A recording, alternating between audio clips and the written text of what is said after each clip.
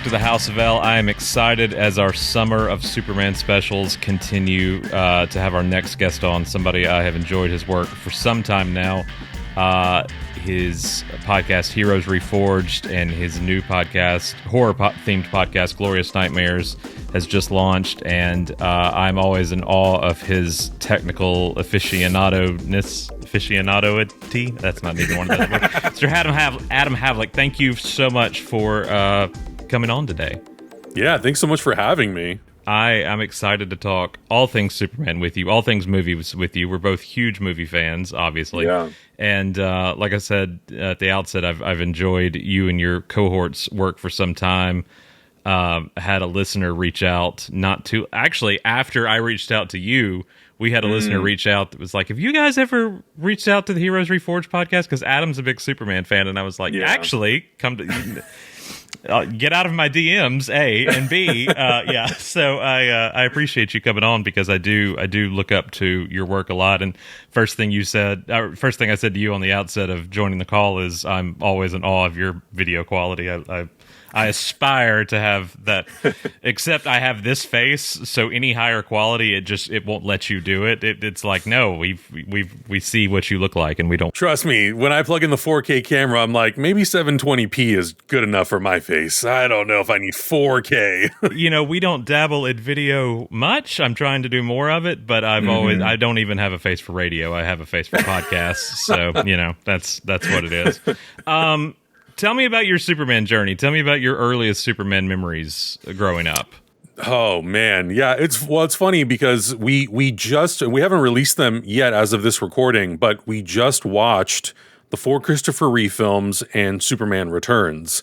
So I talked about it a little bit, and it's always so funny when I watch Superman 2 because I think most people, when I tell them I'm a Superman fan and I started, really falling in love with that character when I was 3, I think, around 1990, people are like, oh, so you must have started at the beginning with Superman. And I was like, no, it was, oddly enough, it started with Superman 2, which is, I don't know, I think it was just because of the time and, the rollout with these movies being on television was so different back in the day that things would not always happen. They don't happen as like, I don't know. They don't happen as like they do now, where it's like, oh yeah, the thing that premieres first is the first entry, then the second, then the third, and the fourth. It was just so random. I feel like in the 80s and 90s, like, yeah, Superman 3 would be on TV, and you're like, okay, well, what about Superman 1 and 2 and 4? No, just Superman 3 on repeat.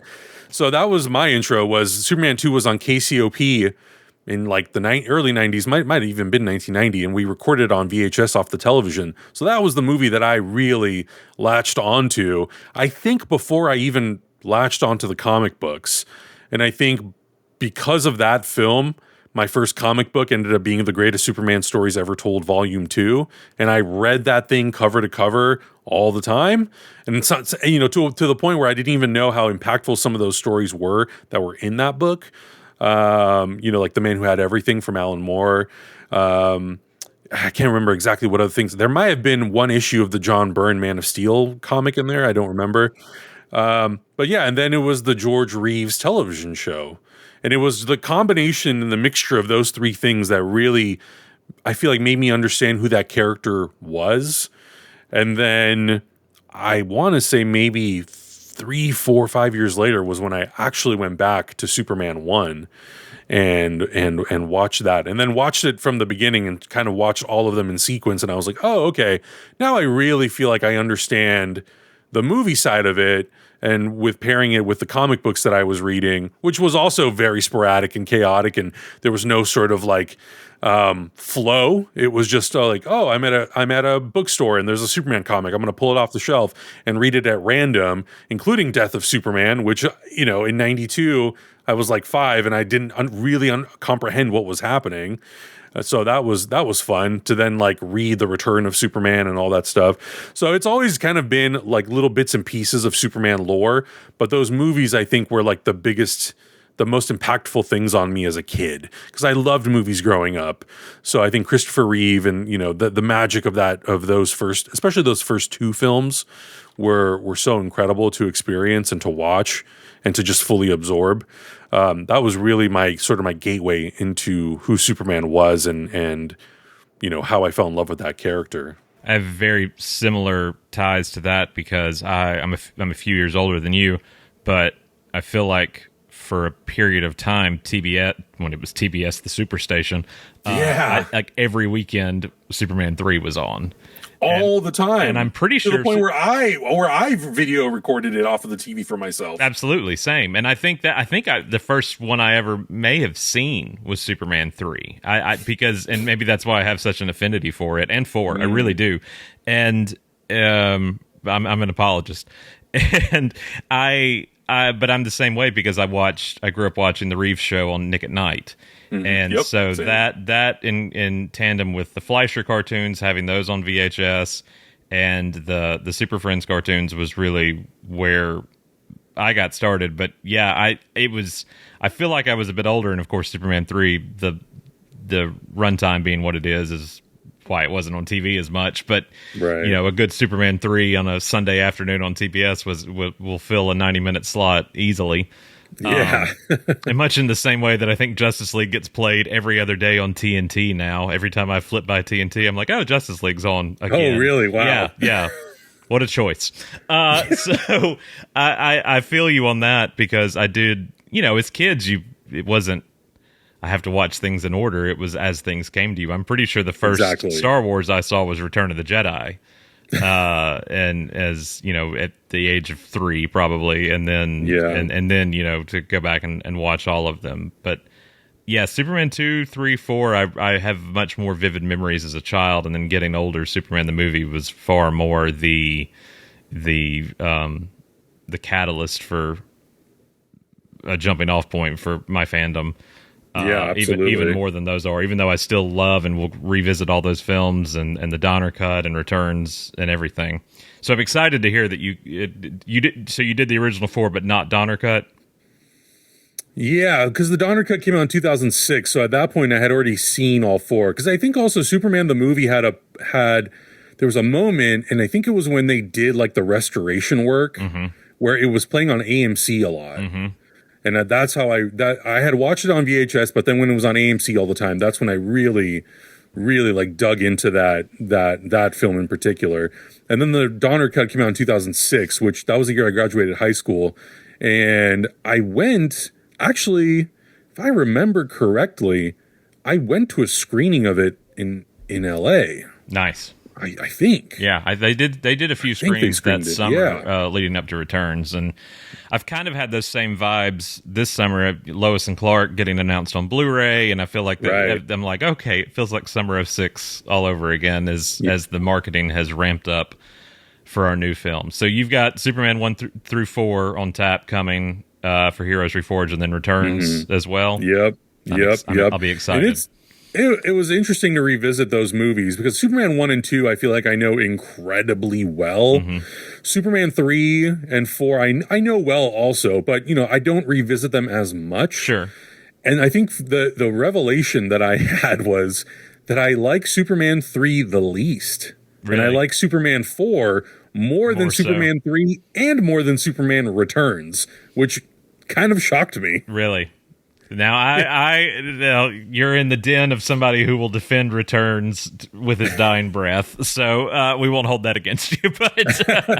But of course, I love them all, and I find all of them have things that make me happy or things that make me sad, or Oh yeah, and absolutely, nature. And I mean, look, that goes for every single piece of Superman mythology and lore that I've ever. Lois and Clark, Smallville, Man of Steel, Justice League, like all Batman versus Superman. There's a lot of things that I can take away from all those movies that I think are good and are shades of good. Some of my favorite things that I like about Superman. And then there's like things in all of the movies, even the Richard Donner original film, that I can watch and I can go, you know what? I don't love this about this movie, but overall the experience of watching the film, it feels so good. Like I was just on the Warner Brothers lot on Superman Day watching Superman 1. Yeah. And I I've seen that movie so many times.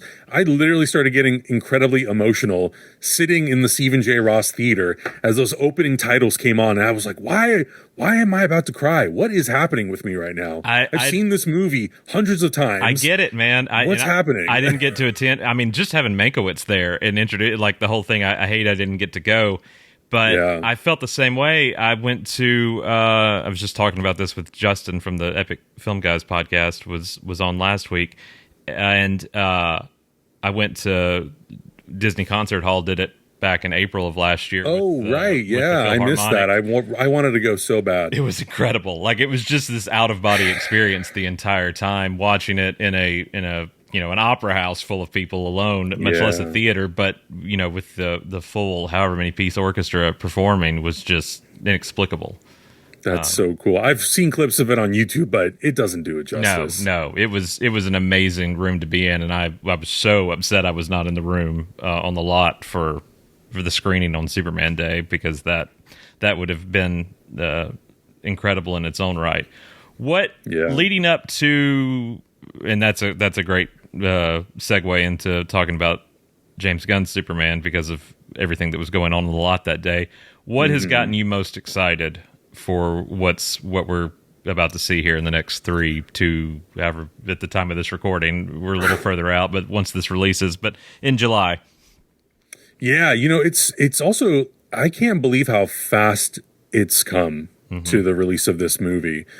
I was just looking at old clips from our podcast, and we were poking fun at Warner Brothers and their inability to find leadership that could really take DC Studios into a place that, as fans of DC, really wanted to see it, where it's a shared universe between all these characters. You have all this incredible range of tones, Superman being this really bright sort of beacon of hope and inspirational and hoping that people will aspire to be as good as him. And then you have in the other corner Batman, who is the complete opposite in so many ways, but is equally as heroic as Superman. And to now be at this point where we're such a short time away from this movie opening, and the thing that I've taken away the most from all the marketing is that it is very much leaning into Superman being this hopeful character that hopefully inspires good in the DC universe. Even inspires some of the other heroes that we see. We don't know too much about Green Lantern and Hawkgirl's role in the film, but I'm hoping that the influence of Superman inspires a lot of the heroes to feel confident to come out and to want to be as good, to aspire to be as good as Superman. And that, I think, is really, really refreshing. And I've always said from the beginning that I've loved James Gunn wanting to make a 4-quadrant Superman film. Because I think if you're going to introduce a DC universe, a shared DC universe, Superman kind of has to be that guy. He needs to fill that role. The characters in the universe need to have someone to look up to. And I think that goes beyond, the theater screen. You want kids and adults to want to love Superman so that when we get to a point, if we get to that point in this universe where we lose this character, you really feel like there is a loss. You want to feel this heavy emotion when Superman dies or whatever happens to him, if we get to that point. But you really want people to back him. You want people to be behind him. And, I think the narrative of we live in a cynical world and we need someone who is not cynical and we need someone who really represents the thing that we call old-fashioned is appropriate for our modern time right now. So all of that stuff really has me excited about Superman. And every time I see an interview with David Corenswet, I'm like, man, the things that Christopher Reeve embodied in the 70s and 80s and the way he spoke about Superman, I'm getting a lot of that from David Corenswet. And, I've gotten shades of that from all the actors, Brandon Routh and even Henry Cavill. But I think the thing that makes it more exciting now is because it is out the gate a shared universe, and it really feels like Superman is going to be the guy that we as the audience can kind of look forward to seeing as being the ultimate sort of embodiment of goodness.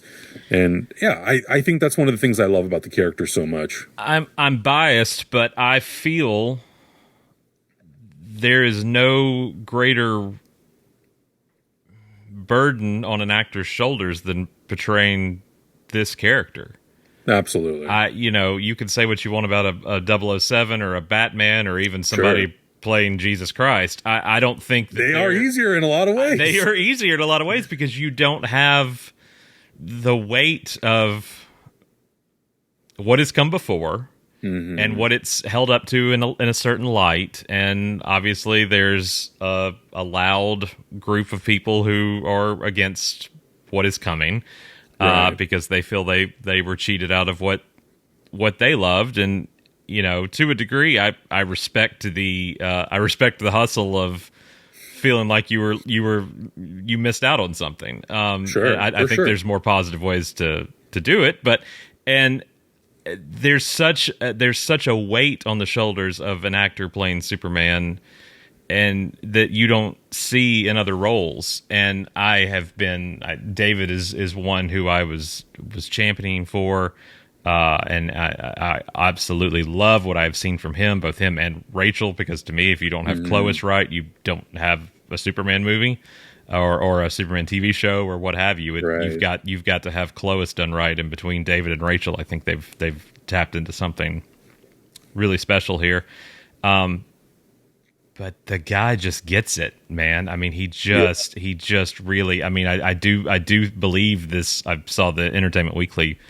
Or was it Entertainment Weekly? No, People. Is it People Magazine? People magazine that came out earlier. Entertainment Weekly's the one with he and Rachel and James on the cover, and you know the tagline on it was about him being so humble and like he's a Philly boy, theater Juilliard, like he gets it, and I'm so excited. I'm so excited for him. I'm excited for us because I feel like we've toiled and he's done so well on television, and movies have just been hit or miss for the last 20 years. Mileage may vary there, obviously, but he deserves, and when I say he, I mean the character deserves his time to shine cinematically, and I feel like we're about to get that, and I say that so trepidatiously because I'm so protective of this character, and my relationship with this character and this mythos and this larger than life legend, that I want it done so well. And the more I see, the more excited. I mean, I feel like a kid, especially with all this marketing, these toys and this merchandise, and everything I've seen has just made me more and more amped up for it. I don't know if you feel similarly on that or not, but that's the state I'm in right now. Yeah, absolutely. I mean, I think it's undeniable. Well, and I think the thing that has really worked for me is that they're not shying away from leaning into the idea that Superman is for everyone. That includes children. Yes. So the toys, it's just that tone. It's just that overall tone. We're not shying away from it. This is a character that, and even when they were talking about how they've talked endlessly about the costume choices, does he wear trunks? Does he not wear trunks? David suggesting he should wear trunks because it's a little silly, but it'll probably make kids feel better about him, less alien, more human. And I like all that stuff. And I think that's kind of important for a character called Superman who wears a blue suit with a red cape, red underwear, it's at the end of the day, it is silly. And I think for me, the thing that sometimes is really hard when I'm having conversations with people about the character, it's the typical stuff that Superman fans have been used to for years. Like, oh, he's too powerful. He's too boring. He doesn't have any problems. He's this, that, and the other. He's got to feel more realistic. I was like, that's not really what Superman is. Yeah. He is a fantasy character. It's the relatability that you're supposed to have to Superman is a little bit different than an X-Men character or like any Marvel character. The Marvel characters are mostly much more grounded. And I know a lot of people like to point to Batman, and my argument is that Batman is kind of that outlier. He is the most Marvel character in the DC universe in that he's human, he has no powers. He's really motivated. He's self-motivated, and he has all that money to sort of back him and to allow him to help him create and do the things that he wants to do. And he has obviously incredible intellect. But on a grand scale, the DC universe is very magical and mystical and fantasy-driven. So I don't really look at those characters, and especially Superman, in that way that, oh, I can be Superman. It's more of a morality thing, like I can aspire to be as good as him or to make the right choices or to do good things. So yeah, like it's a very interesting conversation to have with people about Superman, because I think the things that they want is kind of tied into, in a lot of ways, what Christopher Nolan did for DC characters. But really, he only did it with Batman. But as fans, we've kind of applied that expectation to all of those characters. And I think you have to be okay with letting fantasy characters be what they are, which is a fantasy. Yeah, I agree. And the other thing that our regular listeners, their eyes will roll back in their head, because I feel like I've mentioned this in the last 3 or 4 episodes of the show. The other thing I'm loving about this is that there's no predisposition to something else to tie him into whatever story they're trying to tell. He's not a dad of twins. He's not a high schooler developing his powers. He's not been gone for 5 years. Like he's just Superman. Like this is just a straight Superman story with some extras thrown in from the quote unquote Justice Gang and stuff like that. But it's getting us back to his roots in a big way, in the Silver Age way. So to speak. From a technical standpoint, you are a technical guru. You should probably put that on your business card. You can have it. Because I really enjoy, and I don't know if you were doing this before Sinners, but I think Sinners was the first time I really took note of your infographics and your breakdowns and stuff like that you were posting on your own, not even through Heroes Reforged, but just through your own accounts. But really telling people where and how they should be watching a film if they're looking for a certain kind of experience. Specifically IMAX is what you were doing with Sinners, and then Thunderbolts. Did you do it for that too? So I've done it for Sinners, Thunderbolts, and Fantastic Four. Okay, and I'm pretty sure I've done a couple before that. I think I may have done one for Oppenheimer. The interesting thing about that is the Sinners one, to my surprise, blew up and was stolen. And like, I even went and commented on a few places like, that's not yours. Please tag Adam. Yeah, it's nuts. I mean, the biggest compliment was that IMAX retweeted that tweet. Right. That's the ultimate endorsement. I was shocked I didn't know that. It wasn't until a couple of days later that I was like scrolling through their feed. I was looking for something. I don't remember what it was. And then I saw that my tweet was retweeted. I was like, holy crap. Well, that's cool. Yeah. That's the ultimate endorsement. Yeah. To the point where I had people in our community, they were telling me that they were going to the movies to watch Sinners, and people were pulling that graphic up to show people they were sitting next to and telling them, this is how rare this is. This is how often this does not happen. But I think, like, the graphic is great, and the graphic was needed because that Kodak video that Ryan Coogler did was awesome. Incredible. And I can't believe that Christopher Nolan has never done something like that before. I know. And I watched that video and I was like, yeah, see, this is, because I was telling myself, this is why you need to make videos like this, because someone else will do it. But I'm glad that it's Ryan Coogler doing it, because everyone's going to trust the filmmaker more so than someone online making something like that. Right. So I was so happy to see someone finally make a video like that. Because I think, the longer and longer we're on social media, the more these like younger generations start to pop in, and they don't know these things. Yeah. So it's great. It's great that it popped off. It's great that people found it useful. And it just makes me really happy that people are excited, or at least interested enough to understand, okay, if I go see it in IMAX, what's the difference between seeing it in a regular theater, which I think is really cool. I had a similar thing happen to that on Superman Day. The Superman account retweeted a picture of me, and I didn't see it until like the next day, and I was like, "Oh, Superman retweeted! Why is this? Cool. Why is this getting so many more likes than what normal? Oh, it's. Why did it have to be my face? Could it have been anything else but my face?" So yeah, that happened to me as well. And what are you hoping to see technically from this? Obviously, we know it was filmed for IMAX. Right. Whether mileage may vary on whether somebody wants to see it in 4DX or IMAX or there's so many different formats now. So well, you and I might be seeing it before other people see it. But how do you want to see it? Your first chosen time that you're purchasing a ticket for? I know you've already bought tickets. Obviously, what's going to be your opening experience out of your own wallet? So out of my own wallet, I'm doing IMAX 3D. Okay, because that to me is.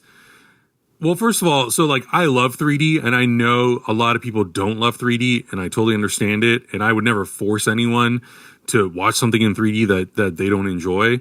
The thing that is pulling me towards the 3D is because I really, really liked what James Gunn did with the first 3 Guardians films.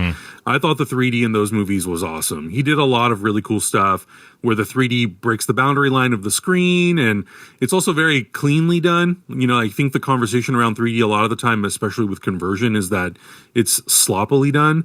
I don't think that's the case that much anymore. I think there are some movies that you can definitely apply more time.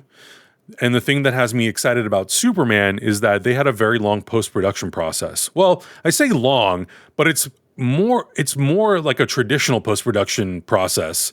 You know, we're so used to Marvel turning around movies in 12 to 18 months, which has not usually been the case for big blockbuster films. They usually take like 2 to 3 years to make the whole thing. So the fact that he had this post-production process where he could spend a lot of time to fine-tune the 3D has me really excited to go see it in IMAX 3D. And he even tweeted or posted on, I think, Threads a couple days ago that he saw the 3D version and he really liked it. So I think from a technical standpoint, especially seeing how the shots look, you know, they're using these really wide lenses that are really close up on people's faces. And then you see Superman in the action sequences where he's flying. It looks really depthy. Like those shots look really expanded. So I'm excited to see how that's going to look in 3D. And in my own brain, I'm like, I hope that you do fun stuff with it. You know, like if you have Superman on a longer lens where the image looks more compressed and then you expand it with a really wide angle lens, but you also expand the 3D to make it really feel like he's flying fast. There's a lot of really cool creative stuff that you can do with that I hope they take advantage of or took advantage of in the conversion. So yeah, I think the IMAX 3D experience is like the number one for me. And then I will go see it in 4DX just because I want to know what it feels like and whether or not I'm going to walk out of there with my spine inverted. Completely nauseous or not. Exactly. So what do you, okay, for IMAX 3D, you're a glasses wearer. Or do you just put the pair on top of the pair, or do you go contacts, or what do you do? That's always been my stray away point from 3D is having to wear the 2 pairs of glasses the whole time. I know, and which is totally understandable. The Real D 3D is much easier because those glasses are very flat on the backside, so they go over my glasses pretty easily. The IMAX ones, it depends on the theater because some theaters use polarized glasses. They're not exactly the same like the Real D 3D glasses. They're a little bit different, or they use the Dolby 3D glasses. Those tend to be a little bit more uncomfortable even when you don't wear glasses. So for those, I typically will wear contacts because it's just a little bit easier. So yeah, it's like literally the only reason I keep contacts around is in case I want to go see something in a specialized 3D format that needs, you know, glasses that are just a little bit more uncomfortable than the norm. Yeah, I've always just kind of strayed from it. I like going, but I always just feel uncomfortable the whole time, and I know that's a first world problem to complain about. But I get it though. It's a completely understandable problem. If you're going to sit through a 2.5 hour movie, or even with trailers, you know, 2.5 hours, 3 hours, whatever, it's a long time to be uncomfortable in a theater when you're supposed to be watching something. You were talking about the depth of field and how he shot things for this, and I know there's been a lot said about like the sort of fisheye lens on David's face and things of that nature. But you know, early on, Gunn was talking about how a lot of the flying sequences he pulled inspiration from Top Gun Maverick, which is a beautiful sentence. What a pull in its own right. And there was a shot at the end of the tickets trailer, or the quote unquote final trailer, I assume, of, you know, the arms outstretched and the flying and the shakiness and the top speed. And one thing I absolutely love about this, even from that Superman, was that, I can't even remember when the "Hey buddy, eyes up here" I think that was in the official trailer. Yeah, that's the official trailer. So it went in the teaser or the sneak peek, but it was the end of the official trailer. The idea of super speed in flight, which is not something that has been done, in my opinion, well cinematically. I think they've done better with it on TV, honestly, specifically Superman and Lois, than they've been able to do on the big screen. That show is so good. So good, My God. right? What so the hell? Good. We didn't deserve that. We didn't deserve that show at all. Deserve that. We did not.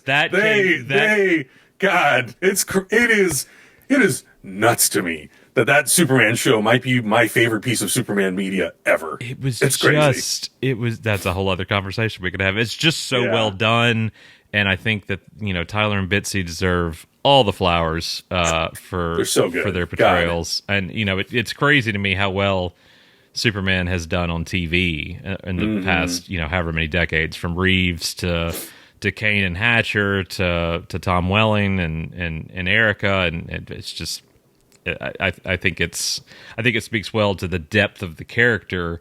How well you can do in 42 minutes on a weekly basis that hasn't been done as well theatrically up until hopefully now. But the idea of keeping up with super speed flight is incredible to me. That literally looks like the camera is struggling to keep up with him, and that on an IMAX screen. That on a big screen in general, but that on an IMAX screen, I feel like is going to be like, I don't feel like we've even seen a percentile of what he is going to unleash when we're in the theater on July 8th, 10th, 11th, whatever. Right. Yeah. I mean, there's that selfish part of me that wishes that they would give us a lot more flying sequences. There's that other part of me that's like, I'm glad you're holding it back because I want to go experience it in the theater. But the things that we have seen, even when he's flying down, into Metropolis while the kaiju's breathing fire on him, and he's like doing the pivoted turn, that stuff all looks so good. And we are very lucky, even since 2012, 2013, when they did Man of Steel, or even, 2017 and all that, the technology has come so far with what we can do. And I think camera, like the drones, those have come in an enormous way in the last 10 years. The LED technology that we have, which I don't know if they've used it. I'm assuming maybe here and there they've used a little bit of it. That stuff has come in an enormous way in the last 5-6 years. And wire work, like everything, all of the pieces of technology that we have used on Superman over the last 50 years has evolved tremendously. So even James Gunn saying like, oh, when we went to Svalbard and we got the plates of, the Fortress of Solitude location, that's just a composite. We just composited David over that stuff. That's cool. I like that stuff. I don't want a fully CG background behind Superman when he's flying. I love the fact that they're using, and of course, all of it is enhanced with CG. All of it. It's just the world that we live in today. That's totally fine. But I like when they can use pieces of real elements, real photography. And I think even though the stuff with Christopher Reeve looks dated, those background plates are real. They got a helicopter to fly across, the Atlantic Ocean and just get just a shot of New York. I like that. To me, that makes it feel a little bit more realistic in this really fantastical world. I mean, there's certain shots. Sorry, go ahead, and then I'll finish. No, I was you're going to say good. there's certain shots during the missile sequence of Superman the movie that still look phenomenal to me to this day. I mean, obviously, yes, dated in the way of cinema, but still look grand and grandiose, whether you're watching on a small screen or a big screen.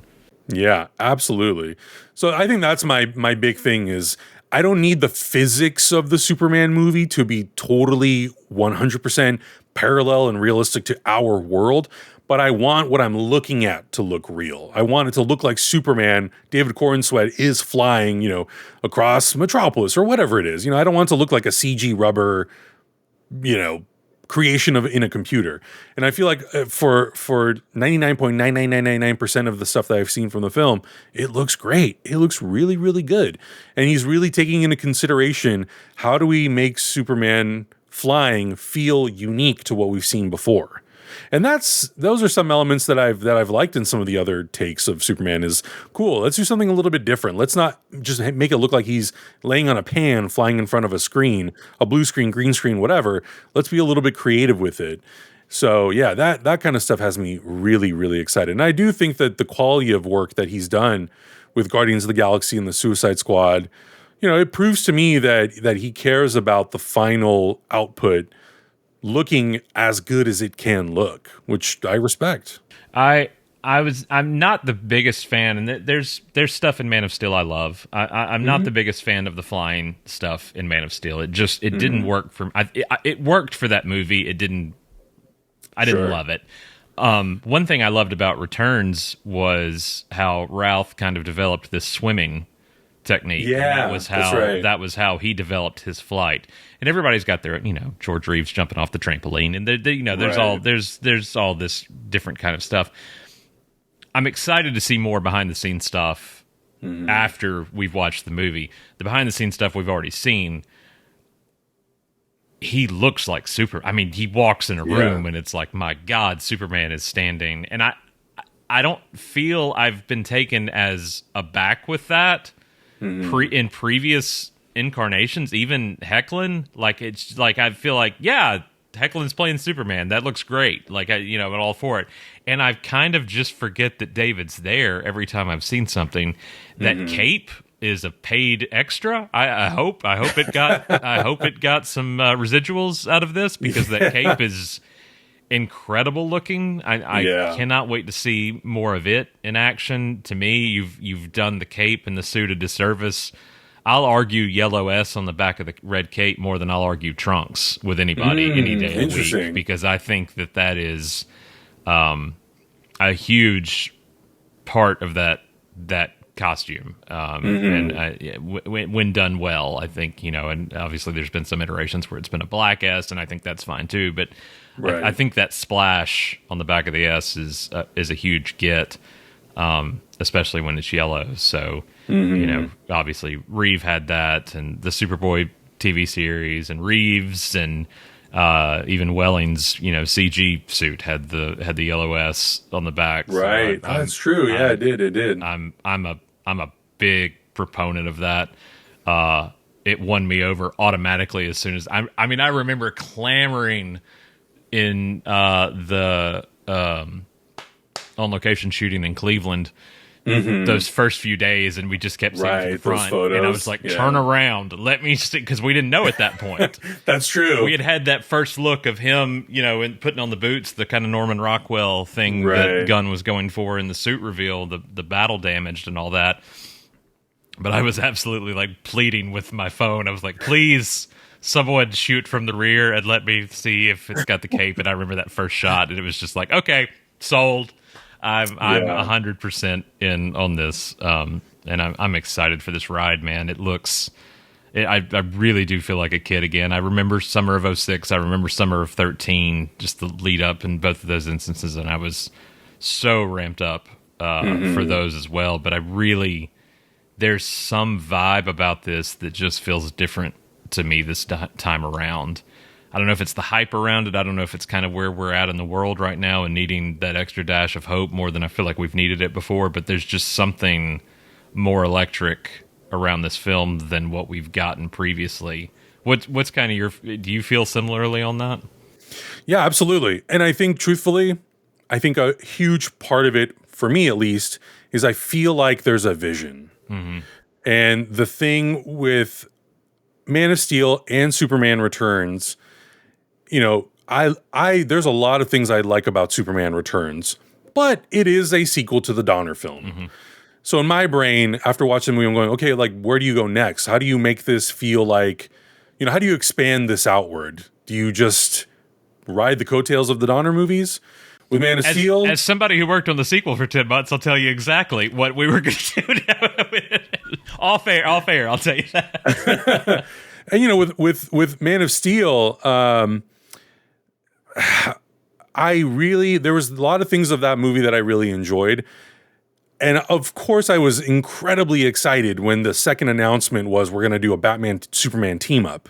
But that's what I thought it was going to be. I thought it was going to be a team up film.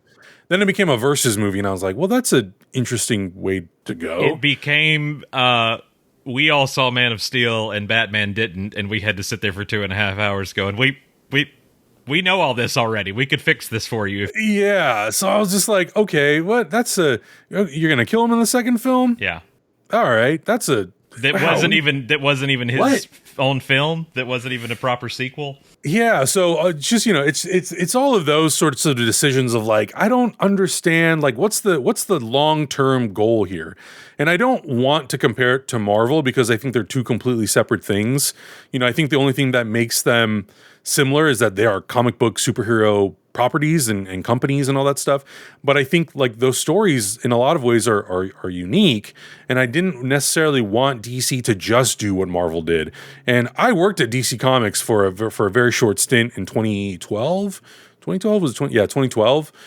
And the thing that drove me nuts when I worked there, and these people don't work there anymore, so I'm fine saying it, was when I would ask them, like, what are sort of the long-term goals with the DC universe? The thing that they would tell me is, well, it's to be better than Marvel. And I'm like, guys, that's not how you make a cohesive superhero universe. You can't try to compete with Marvel. You have to be true to who the characters are. That's the number one with a bullet most important thing. If you're going to build a DC universe, you got to be true to who these characters are. You can't do it to compete with the other guys, because then you're just going to do what every other person who wants to compete with Marvel does. You fail. And ultimately, that is kind of what happened. So I think the thing that has me the most excited is that James Gunn seems to be a really big fan of not just Superman, but all of DC Comics. And he really is interested in telling an overarching story that is built as an overarching story from the ground up. It's not just, well, we'll do one story here, we'll do one story there, we'll do one story in this pocket of the universe and do this there, and then we'll figure out a way to make it all work. No, it's from the ground up. It's a universe. It's a lived-in, shared-in universe where all these characters exist, and we're just kind of getting a sneak peek into Superman's story and Supergirl's story and Green Lantern's story. And then we're going to start to, intersect them in ways that I think will be very compelling and interesting and different and unique to DC. DC has always been that. Well, it's not really DC. I should say it's mostly been Warner Brothers that have been very much like, no, this is its own thing. That's its own thing. It's like, guys, what are you doing? You own the rights to all of the DC characters. Why are you not making them all part of a shared universe? It's not like Marvel where it's like, hey, Sony, we got to make a deal. You want to make a deal? You'll let us use Spider-Man? We'll give you Doctor Strange. It's like, no, you guys own the whole thing. Mm-hmm. What the hell are you doing? You have the sandbox and you have the tools to do. You've had the sandbox for 40 years now. Yeah. What are you waiting for? Yeah, I agree wholeheartedly. When all is said and done on July whatever, and you walk out of the theater, what's your hopeful expectation? Just grid. I mean, we talked a minute ago about, I've seen so many comments of like, well, why do you want this to be accessible for kids? And I'm like, well, that is an insane question. Because that's when I fell in love with the character. So why wouldn't you want that for, again, listeners, their eyes are rolling back in their head or ears are rolling back because I keep saying this over and over, but it's like, why wouldn't you want a big dumb grin on your face throughout the entire movie? Because that's what movies should be anyway. Movies are supposed to be this escape for you where you get to enjoy something other than your life for 2.5, however many hours. So why wouldn't I want a kid to have their first Superman experience in this way? But that's what I hope to walk out of with a big dumb grin on my face. There's going to be tears because I'm me and I can't help that. But well, I always think of what Richard Donner used to say in all the behind the scenes stuff that I would see of Superman 1, when he would come in and read the script, and it was the original version of that film was a little bit more sort of parody, comical. And the thing that he always said that would stick in my brain was, Superman is Americana. He's apple pie. It's gotta be right. You can't mess around with it. You have to be truthful and you have to be honest.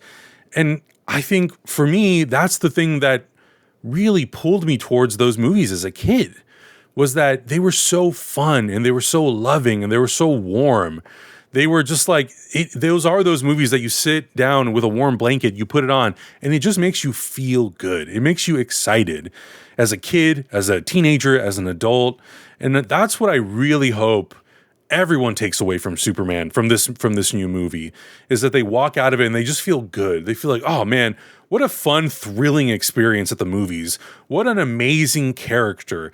I've fallen in love with Superman. I've fallen in love with Lois Lane, Mr. Terrific, Green Lantern. Even if Guy Gardner is a little bit of an a-hole, I hope that there are things about that character that people fall in love with. Oh, he's so funny. Oh, he's so this, that, or the other.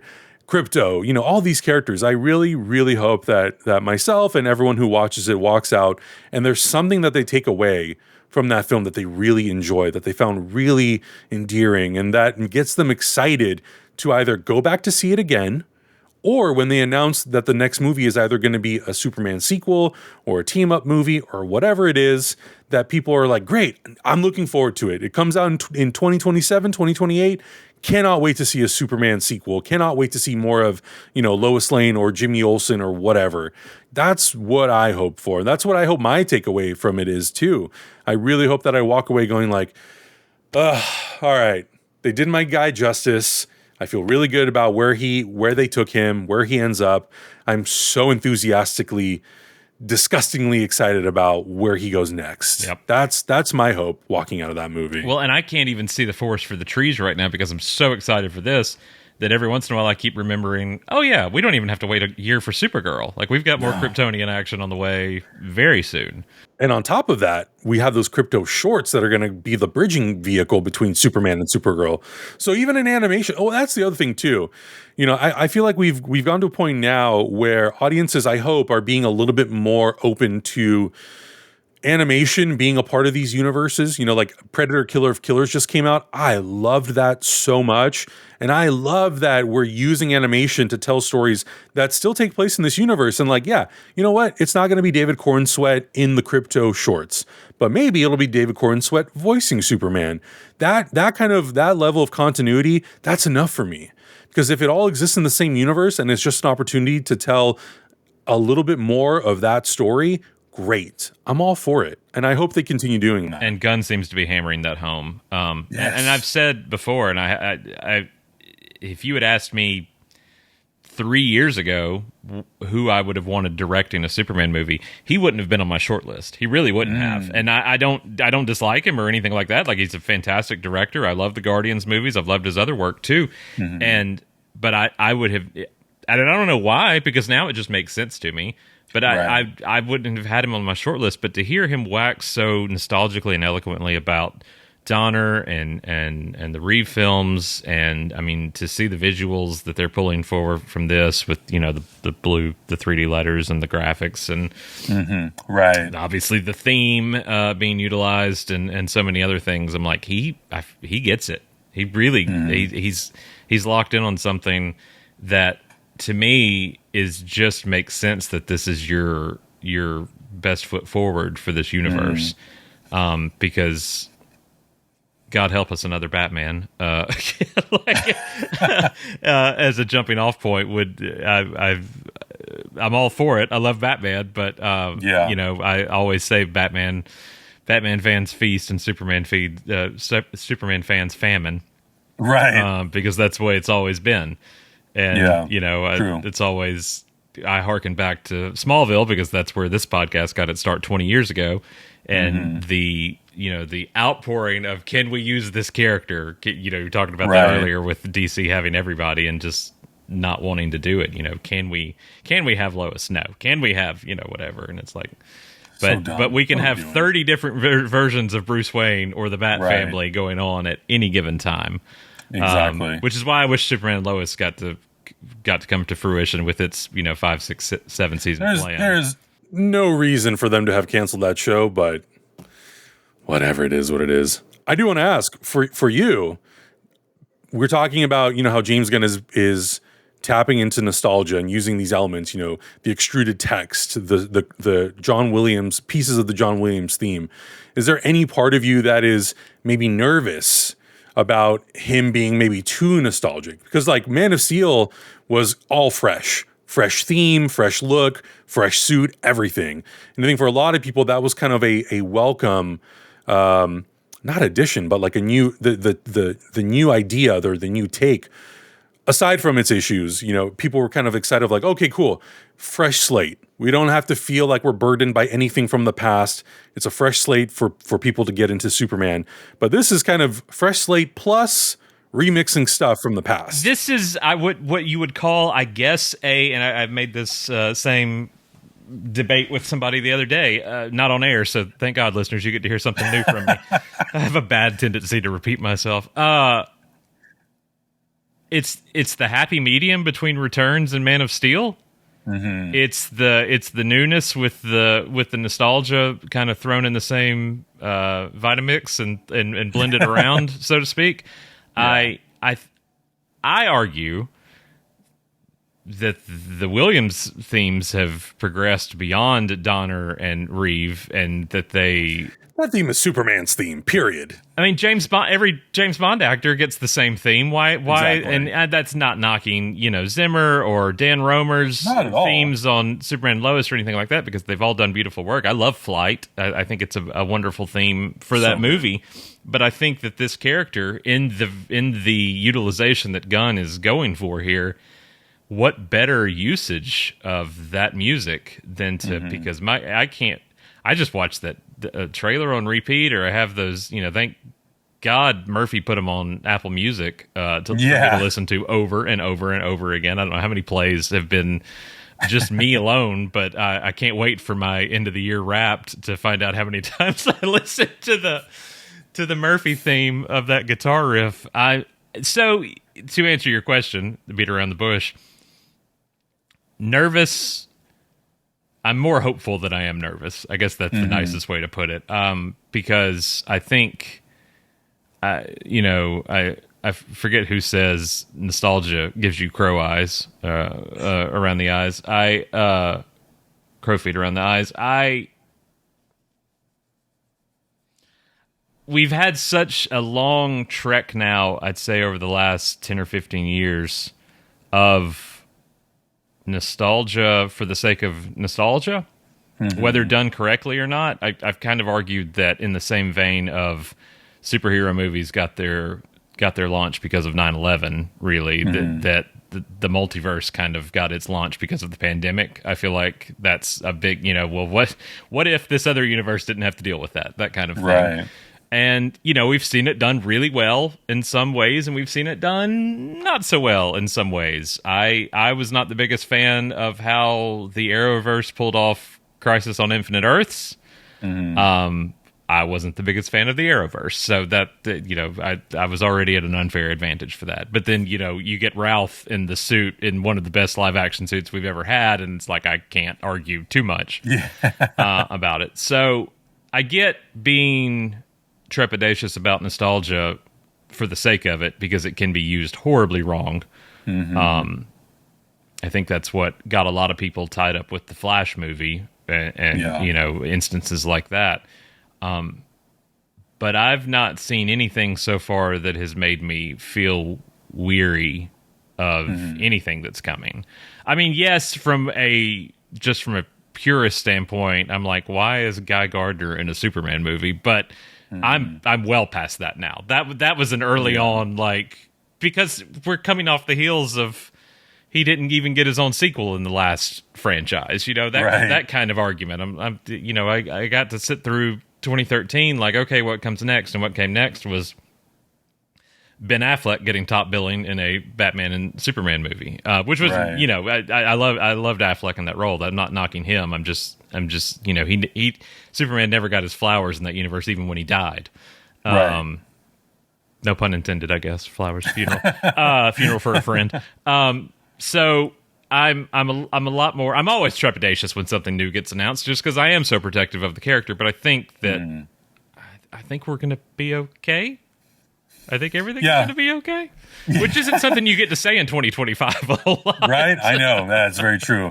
I mean, I feel the same way for a lot of those things, because I know even with Hector, Hector and I were having the back and forth, and he's like, I don't know if I love that they're reusing the John Williams theme. It just feels like it's so tied to Christopher Reeve, and I'm like, listen, go down the street and go ask someone to hum the Superman theme. Thank you. What are they going to hum? Thank you. They're going to hum the John Williams theme. That theme, and again, just like you said, I love the Man of Steel theme. I love what Dan Romer did for Superman and Lois. I love the theme from Superman the Animated Series. You know, there's so many great Superman themes, and I think they all work incredibly well for those specific projects. But I think generally speaking, just like with 007, that Williams theme is Superman's theme. It's transcended way beyond, way beyond Christopher Reeve. And you still think of Christopher Reeve, but you also in a more broader sense, just think of Superman. Because I hear the 007 theme, I think of Sean Connery, but I also recognize that it worked for everybody who came, after. Absolutely. And I mean, from George Lazenby to Daniel Craig, it worked for all of them. So I feel like that's similar here in the same vein. And two, there's going to be a lot more than just the William. It's not like we're just going to hear the march over and over again. John Ottman did a fantastic job of that in 06 with using the building blocks here. And I think John and David have tapped into something similar here. That said, and I believe I said this on our last episode, again, repeating myself, I do hope if you're going to go to the Williams sandbox that you use more than just the march. That Lois's theme is intact, the flying sequence theme, and even I've joked around about a menacing version of the March of the Villains about Otis and Lex's theme, that if you had that in like a minor key or something, that could be done really well. So I hope if we're going to go back to the well, that we're pulling out more than just one bucket of water, because I think that there's a lot creatively that can be done on the page to the screen that hasn't been done as well yet and can be done for a new generation, new audiences. Yeah, absolutely. So, Adam, thank you so much. I could sit here and talk to you for 3 more hours about this. I think careful what you wish for. I think that means you're going to have to make a return visit to the House of L. I would love to sooner rather than later. Tell our listeners where they can find you. Well, first of all, thank you so much for having me. I super appreciate it. I don't get a chance enough to talk about Superman on his own, so this was really, really fun. I super appreciate you having welcome me. Here anytime. Perfect. Love it. I'm on Heroes Reforged every week. We're doing reaction videos to a bunch of movies and shows. We will obviously be talking about Superman once that comes out. I'll probably be doing some stuff on my social media too. My social media is just my name, @Adam Hlavac. And also every week, the Glorious Nightmares podcasts, which I still have to tell myself, don't call it the Inglorious Nightmares or the Glorious Bastards podcast. Because sometimes my brain is like, what? Just make sure you lock in that name perfectly. I understand. Glorious Nightmares. I understand. Check those out, obviously, wherever you subscribe to podcasts or on YouTube. Guys, watch on YouTube because the video quality is chef's kiss every time. I'm always in awe of what you guys are able to accomplish.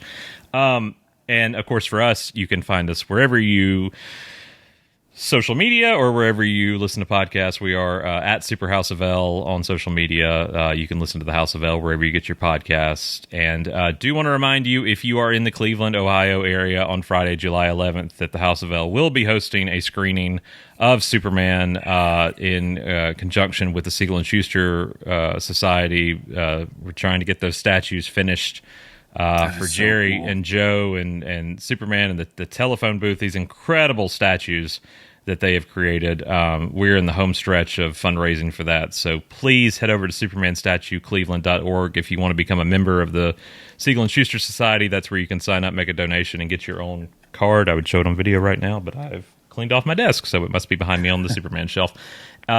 But head on over to CapitolTheaterCleveland.com. That is where you can purchase your tickets for the 7:10 p.m. screening, Friday, July 11th. That is the House of L screening. We will be there. We will be doing a live podcast. We will have special guests in attendance, doing a little trivia and giveaways. So we hope you will join us for that. I hear we are close to selling out. I think they said the theater holds about 500 people, so we're close. Wow, that is awesome. We're close to selling out for that, so I'm very, very excited for that. So again, CapitolTheaterCleveland.com, or you can follow links on any of our social media. Adam, thank you again. We really appreciate having you on.